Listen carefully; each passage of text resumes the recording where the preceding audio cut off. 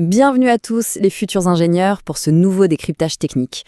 Aujourd'hui, on fait le pont entre la théorie vue en cours et la vraie vie de chantier. On va parler d'un équipement que tout étudiant débutant en génie civil va forcément croiser, le coupe-carreau.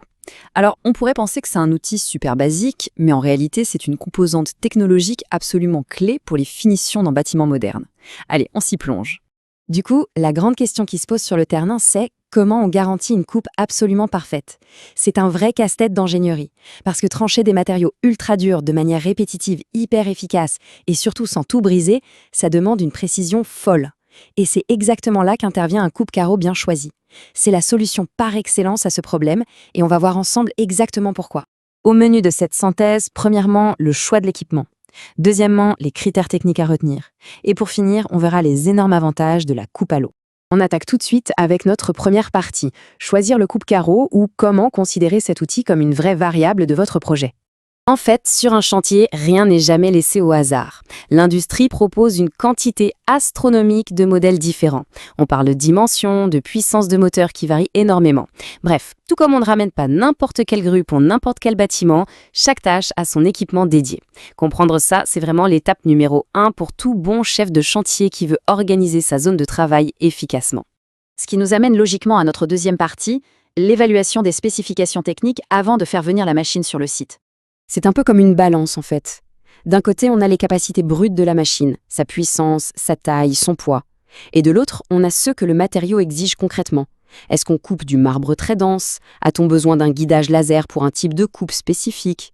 Le travail de l'ingénieur, c'est de trouver le point d'équilibre parfait entre ce que la machine peut encaisser et les contraintes physiques du matériau.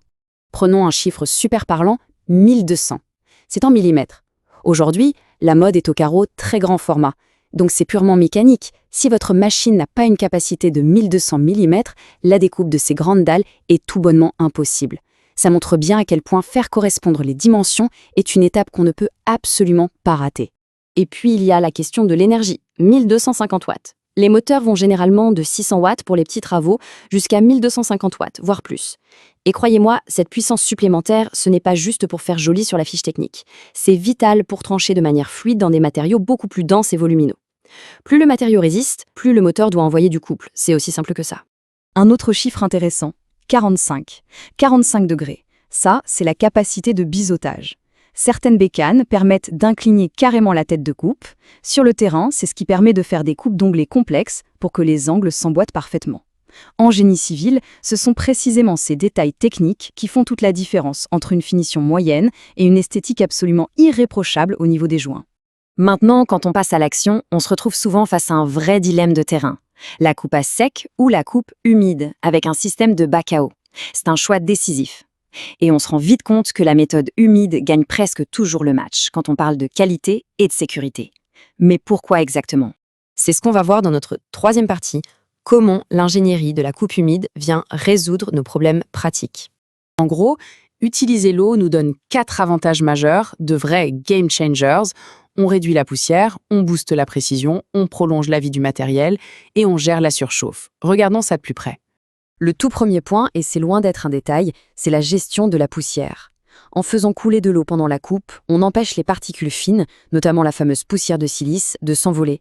Ce n'est pas qu'une question de propreté, c'est une véritable métrique de santé publique sur votre chantier. Pour un ingénieur, garantir un environnement sécurisé où les opérateurs ne respirent pas de toxines, c'est la priorité zéro.